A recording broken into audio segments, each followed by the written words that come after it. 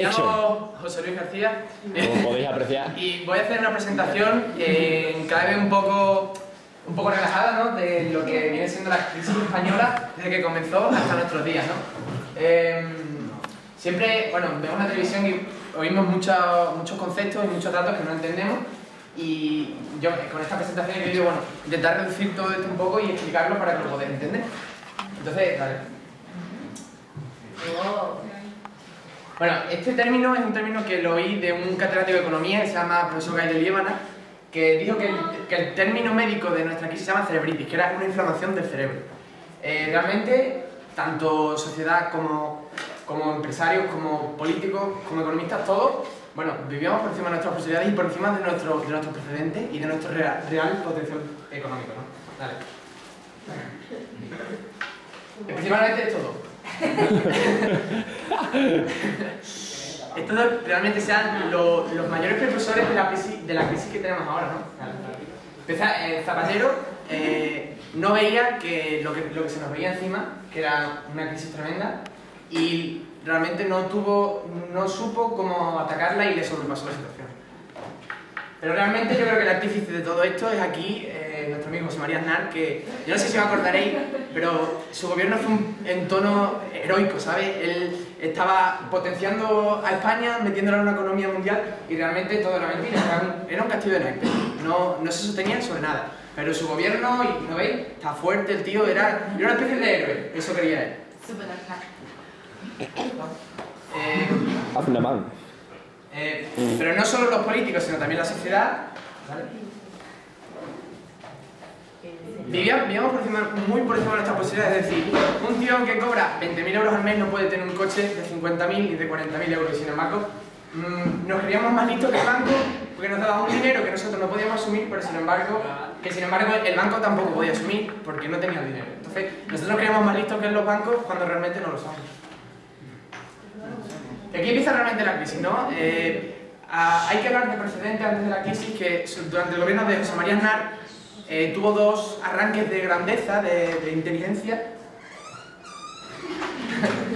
que fueron sus dos principales premisas de gobierno, como fue, ¿vale?, la ley de suelo, ¿vale?, que hizo atractivo el mundo de la construcción.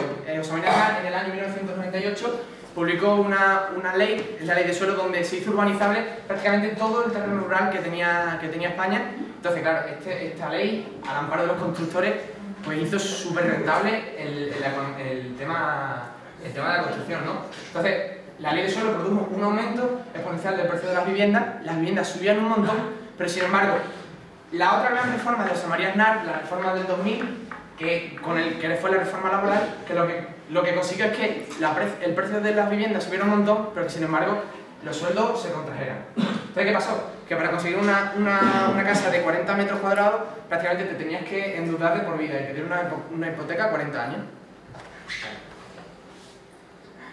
Entonces, cuando en 2008 la grandísima empresa de calificación de deuda, Lehman Brothers, quebró, y esto produjo una reacción en cadena que hizo que los bancos cortaran el crédito.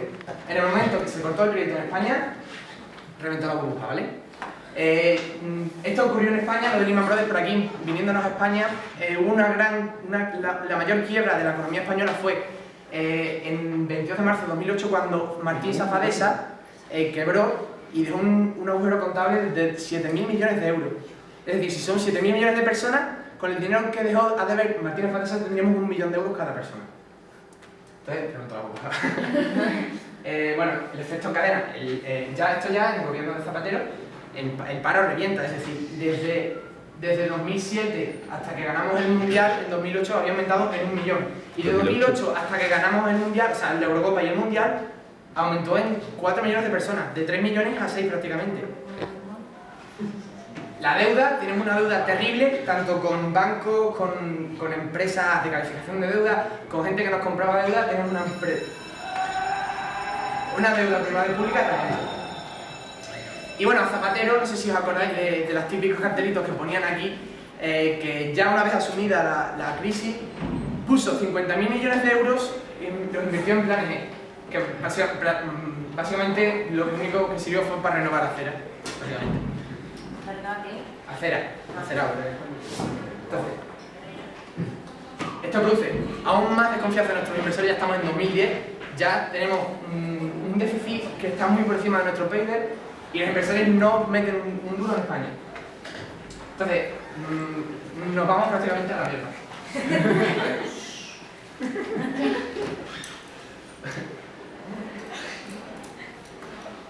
España, a través de, bueno, digamos ya por parte de Zapatero, una serie de reformas que tuvo que no sirvieron para nada, cambió su cúpula de gobierno, cambió todo, cambió de nuestra economía, pero aún así no se da cuenta de la magnitud que tenía la bola que teníamos encima. Entonces, no valemos nada lo que hizo.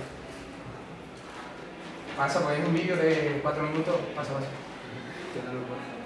Entonces, ya llegamos a 2011, el 20 de noviembre de 2011 gana las elecciones Mariano Rajoy y ellos consideran que España está infectada, tenemos una especie de infección.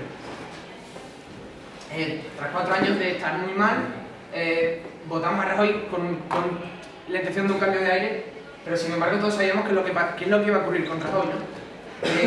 Cuáles eran sus premisas, más o menos exageradas, pero sabíamos qué es lo que iba a hacer. Entonces, comenzaron los recortes. La concepción económica de Rajoy es una típica concepción de un economista alemán que se llama Keynes y así fue su plan económico y sigue siendo, ¿no? Una serie de recortes que contraigan la deuda pública y el déficit, pero que no contribuyen a la dinamización de la economía. Entonces, como esto es un trabajo objetivo, yo no soy de ningún partido político, vamos a ver las perspectivas de los recortes. Por parte de la sociedad, somos los que lo sufrimos. Los que nos recortan cuando vamos al ambulatorio, cuando nos recortan los sueldos de los profesores, en fin, no nos gusta ni nos viene bien. La Unión Europea lo ve genial, realmente, porque es algo que no pone en peligro nada y que lo único que hace es, entre comillas, reducir un problema, se quita un problema en medio. Y para los mercados, para la economía es contradictorio porque son medidas que frenan poco a poco, muy poco a poco, pero que no la dinamizan. Entonces estamos estancados prácticamente, ni bien ni mal.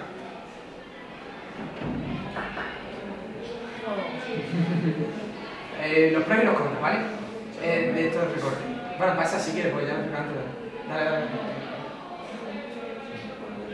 Bueno, tenemos una serie de deberes para cumplir y salir de este agujero en el que estamos.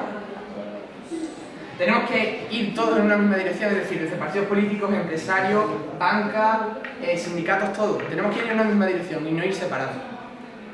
Intercalar, a mí me parece, desde mi bajo nivel de